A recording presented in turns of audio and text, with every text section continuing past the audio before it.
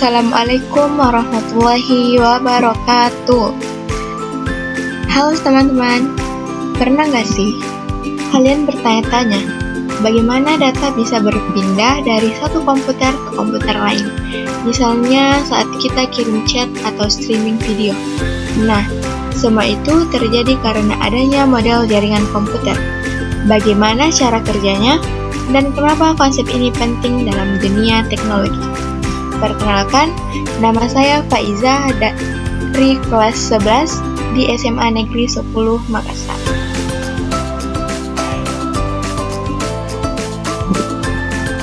Pertama, mari kita pahami apa itu model jaringan komputer.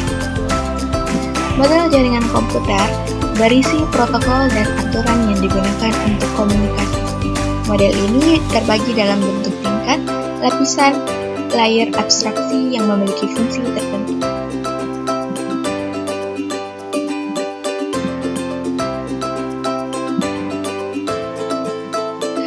Dalam dunia jaringan komputer, dua model referensi utama yang digunakan untuk memahami dan merancang protokol komunikasi, yaitu yang pertama ada Open System Interconnection Model atau yang biasa disebut dengan OSI model, dan yang kedua ada Transmission Control Protocol atau Internet Protocol Model, dan yang biasa disebut dengan TCP/IP model. Yang pertama, Open System Interconnection Model atau OSI model. OSI model adalah jaringan kerangka konseptual yang digunakan untuk menggambarkan dan memahami cara berbagai protokol jaringan berinteraksi dan bekerja sama dalam proses komunikasi data.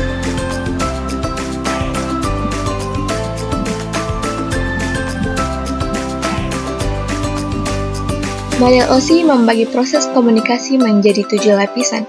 Masing-masing lapisan memiliki fungsi dan tanggung jawab tertentu. Pada lapisan ke-7 ada Application Layer. Application Layer adalah lapisan yang menjadi pusat terjadinya suatu interaksi antara pengguna dengan aplikasi yang bekerja menggunakan fungsionalitas sebuah jaringan. Selain itu, juga mempunyai fungsi untuk melakukan konfigurasi mengenai bagaimana cara aplikasi dapat bekerja menggunakan resource jaringan. Contoh protokolnya ada HTTP, FTP, DNS, SNMO, dan Telnet. Selanjutnya, pada layer ke-6, lapisan ke-6, ada Presentation Layer. Presentation Layer di mana mempunyai fungsi untuk mentranslasikan format data yang akan ditransmisikan oleh aplikasi melalui jaringan ke dalam format yang dapat ditransmisikan oleh sebuah jaringan. Pada layer ini, data juga akan terinskripsi dan deskripsi melalui sistem. Contoh protokol yang berada pada presentation layer ada SSL dan TLS. Selanjutnya, pada layer ke-5 ada session layer. Session layer merupakan lapisan yang berfungsi untuk mendefinisikan bagaimana suatu koneksi dapat dibuat, dikelola, dan dikembangkan. Contoh protokol yang berada pada session layer ada NetBIOS dan PPTP. Selanjutnya, pada layer keempat ada Transport Layer. Transport Layer mempunyai fungsi untuk memecah data menjadi paket-paket data, serta memberikan nomor urut untuk setiap paketnya, sehingga nantinya dapat disusun kembali saat sampai pada tujuan. Pada layer ini juga menentukan protokol yang akan digunakan untuk mentransmisikan data, seperti protokol TCP dan UDP. Selanjutnya, pada layer ketiga yaitu Network Layer. Tugas dari Network Layer adalah membuat header untuk paket yang berisi informasi IP, baik IP pengirim atau IP pengguna data. Tujuan data pada suatu kondisi Network layer juga melakukan proses routing melalui internet working dengan menggunakan bantuan router dan switch pada layer ketiga. Contoh protokolnya itu ada IP, ARP, ICMP, dan IPstage. Dan yang layer kedua ada data link layer. Pada data link layer memiliki tugas untuk menentukan setiap bit data dikelompokkan menjadi format yang disebut dengan frame. Pada level ini juga terjadi koneksi kesalahan, flow control, pengalaman hardware atau perangkat keras. Contoh protokolnya itu ada PPP, ATM, dan Ethernet. Dan pada layer pertama ada physical layer. Physical layer memiliki fungsi untuk mendefinisikan model transmisi jaringan, sinkronisasi bit, metode pensinyalan, serta membangun arsitektur jaringan seperti Ethernet, pengkabelan, dan topologi jaringan. Contoh protokolnya ada Ethernet, USB, dan Bluetooth.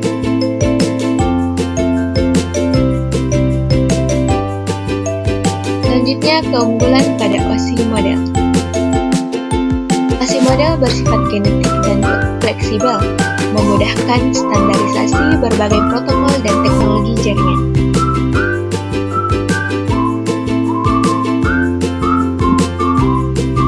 Nah, yang kedua ada TCP/IP model atau Transmission Control Protocol atau Internet Protocol Model. TCP/IP model adalah kemampuan protokol yang mengatur bagaimana perangkat saling bertukar data di jaringan seperti internet. TCP/IP bukanlah protokol tunggal, melainkan kumpulan beberapa protokol yang bekerja bersama secara berlapis untuk memastikan pengiriman data yang akurat dan dapat diandalkan.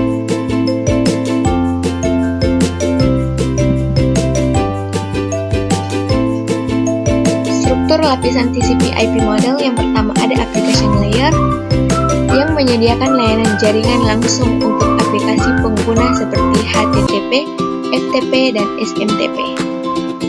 Yang kedua ada transport layer yang menyediakan layanan komunikasi end-to-end dan pengendalian kesalahan seperti TCP dan UDP. Yang ketiga ada network layer yang mengatur alamat IP dan pengiriman paket melalui berbagai jaringan seperti IP. Dan yang terakhir ada network access layer yang menangani pengiriman data fisik melalui media jaringan seperti Ethernet dan wireless LAN.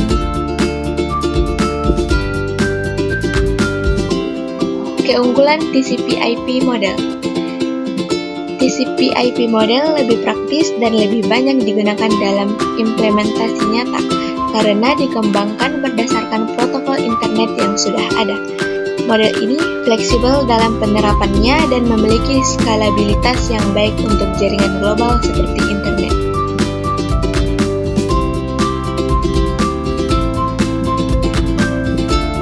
Perbedaan antara OSI model dan TCP/IP model.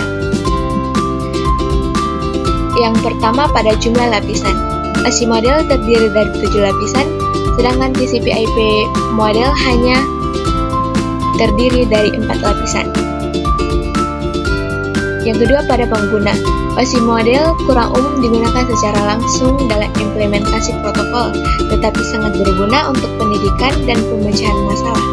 Sedangkan TCP/IP model digunakan secara luas dalam jaringan dunia nyata, terutama pada protokol internet. Yang ketiga, kemudahan implementasi.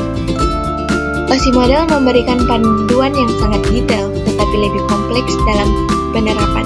Sedangkan TCP/IP model lebih mudah diterapkan dengan fokus pada protokol yang ada, seperti IP, TCP, dan UDP. Dan yang terakhir pada fokus. OSI model berfokus pada standarisasi, sedangkan TCP/IP model berfokus pada komunikasi data handal.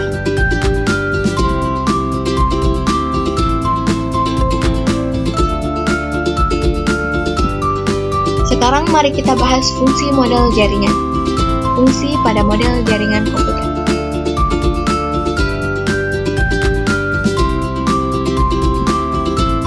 Yang pertama ada menstandarisasi proses komunikasi data, yang menyediakan kerangka kerja umum, memastikan perangkat dari vendor yang berbeda dapat saling berkomunikasi. Yang kedua, ada memecah kerumitan komunikasi menjadi lapisan-lapisan yang terkelola. Itu memecah proses komunikasi yang rumit menjadi lapisan-lapisan yang lebih sederhana, mempermudah pengembangan dan pemeliharaan. Yang ketiga ada memudahkan troubleshooting.